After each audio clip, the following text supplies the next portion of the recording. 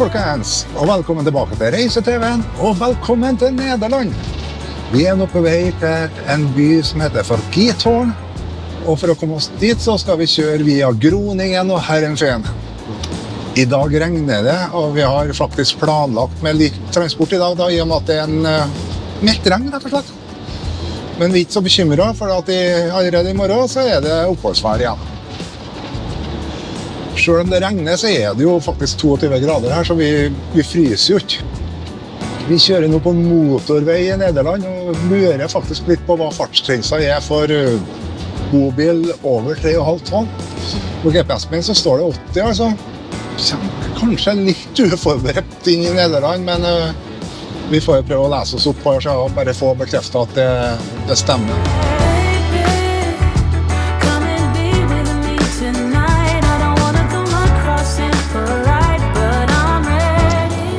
Da har co-piloten min fått sjekket ut fartsgrensene i Nederland for bobil over 3,5 tonn. Og hun kan jo bekrefte det som står på GPS-en min her. Og det at maksfarten for bobil 80 km i timen, og det uansett om du på motorvei eller på landevei.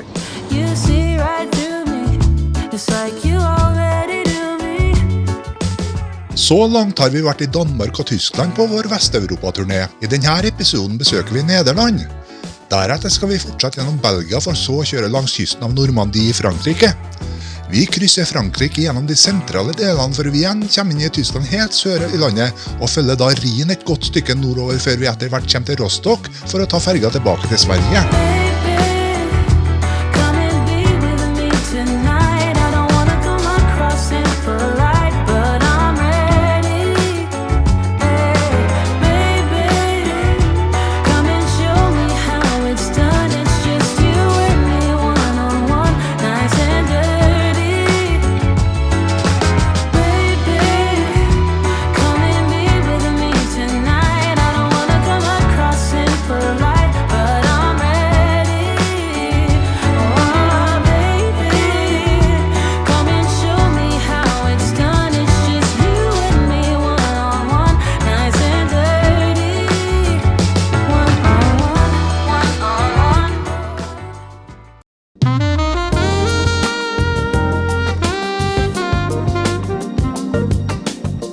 Det flere bobilplasser her i Giethoorn.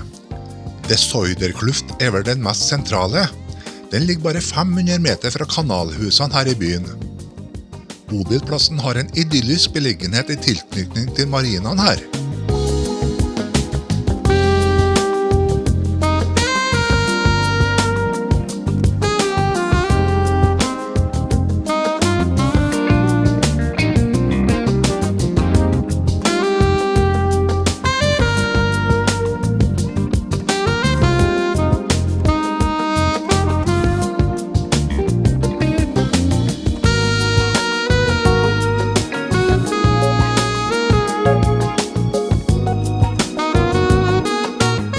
Da har vi kommet til Giethoorn i Nederland.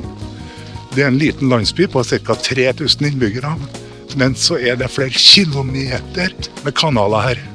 Det jo ikke uten grunn at byen blir kalt for Nederlands svar på Venezia.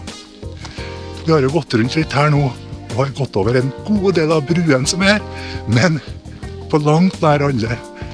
Det skal visst nok være 176 bruer her i denne landsbyen.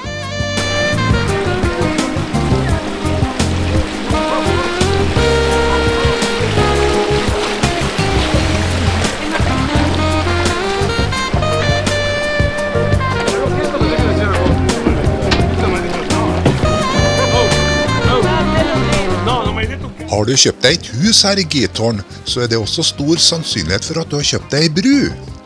Den må du rett og slett ha for å komme deg tørrskodd hjem. Her finnes nemlig ingen bilveier å kjøre på. Alternativet båttransport.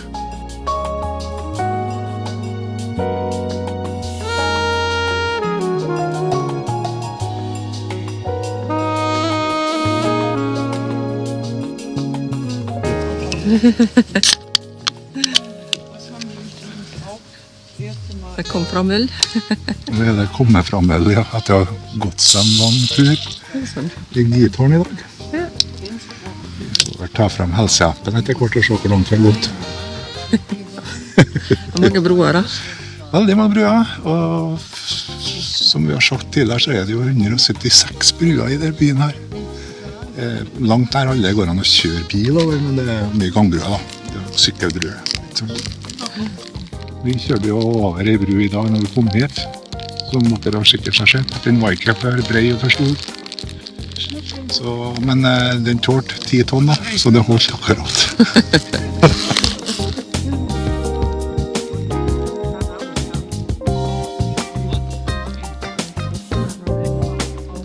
Da var det helseappen da. Jeg har sett ned helse i hvert skritt.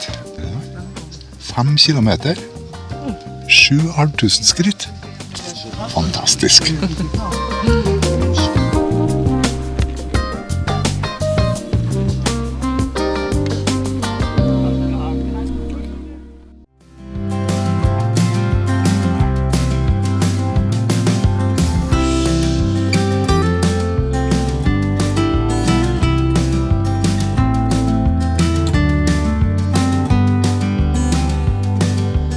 Ja, vi kjører nå nordover igjen, og vi skal til Herren til. Vi skal rett og slett se hvor hen ligger Tialf i stadion. Det har nok mange av dere sikkert nok hørt om. Der det avholdt både verdensmesterskap og europamesterskap på skøyter.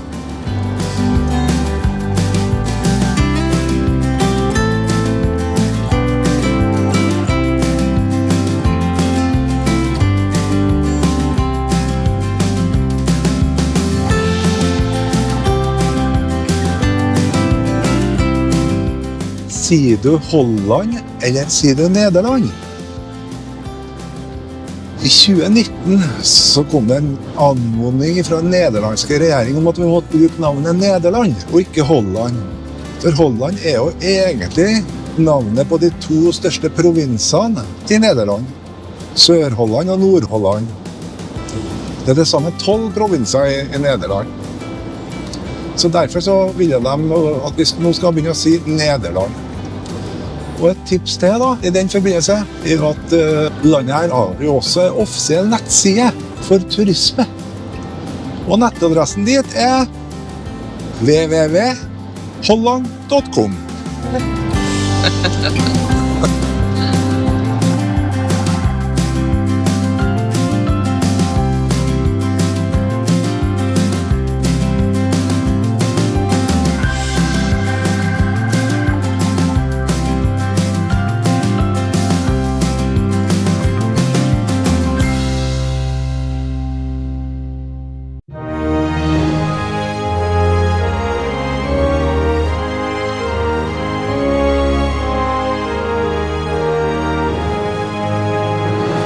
Tialf isstadion ble åpnet i 1986, og var da den andre innendørs skøytebanen i verden.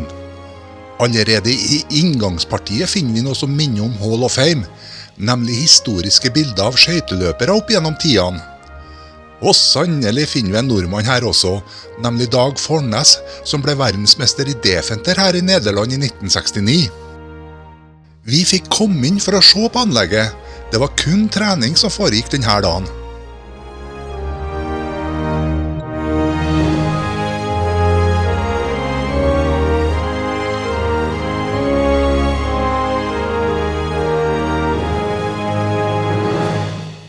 Med 12.499 ledige seter var det relativt tomt på tribunen når vi var der, men det var helt ok å ha vært innom her en tur.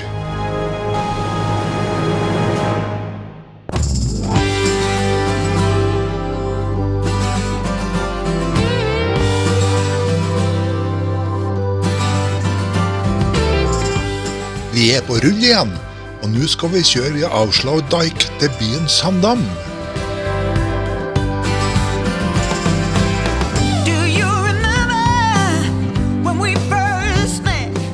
En tredjedel av Nederland ligger jo under havets overflate. Landet har vært rammet av mange flommer opp gjennom årene. Nederlenderne har løst dette problemet ved å bygge mange flomvoller mot Nordsjøen. En av dem Auslau Dijk, som 32 kilometer lang. Den er nesten 100 meter brei og 8 meter høy og ble ferdigstilt i 1932. Et fantastisk byggverk, tida tatt i betraktning.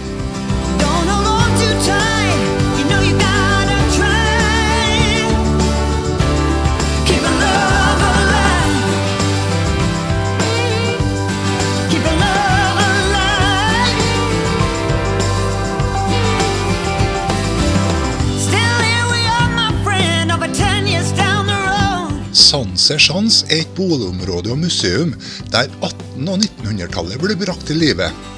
Her finner man vindmøller, ostefabrikk, bakeri og verksteder. 2 av vindmøllene har stått her siden de ble bygd, mens de andre har blitt flyttet hit. Selv om stedet hadde veldig mange gjester når vi var der, så følte vi ingen trengsel når vi ruslet rundt på området.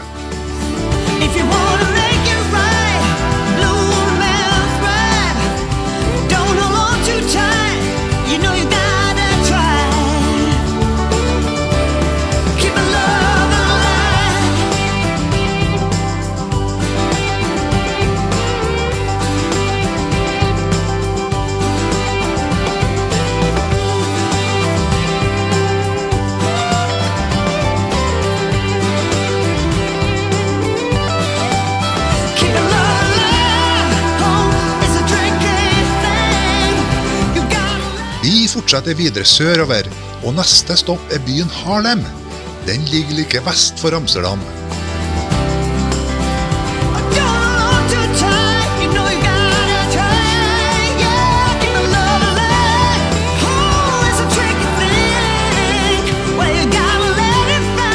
Her fant vi oss en bobilparkering i gangavstand til sentrum, nemlig Urban Camperspot.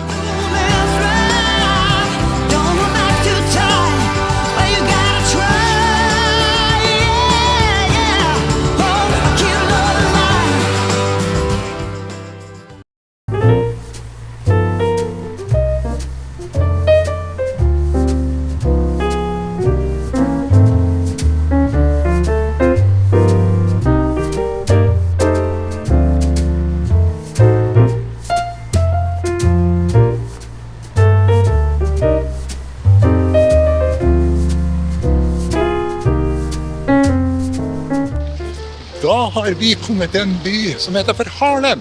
Den ligger et par mil vest over Amsterdam. Her tenkte vi skulle gjøre litt byvandring. I denne byen som vi også kaller for Blomsterbyen. Dette har nemlig vært senteret for tulipandyrking i flere hundre år. Byen har en innbyggertall på ca. 150 000 innbyggere. Akkurat som i Amsterdam, så er det mange kanaler her i Haarlem. Også her er mye av båttrafikken relatert til turisme.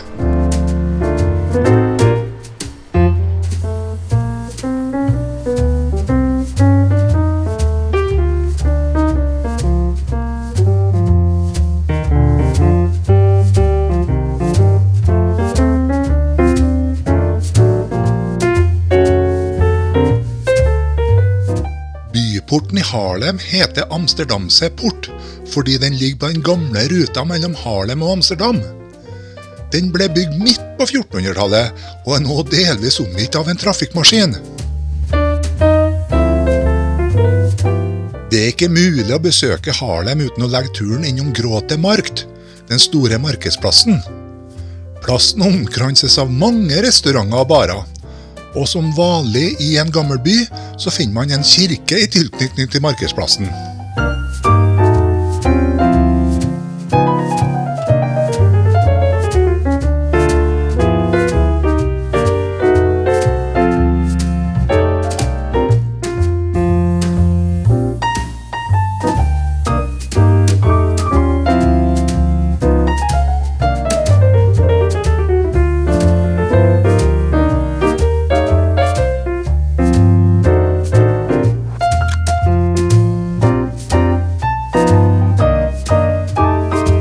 I neste episode avslutter vi vårt besøk i Nederland ved å dra til en bondegård i Zeeland som har alpakkaer.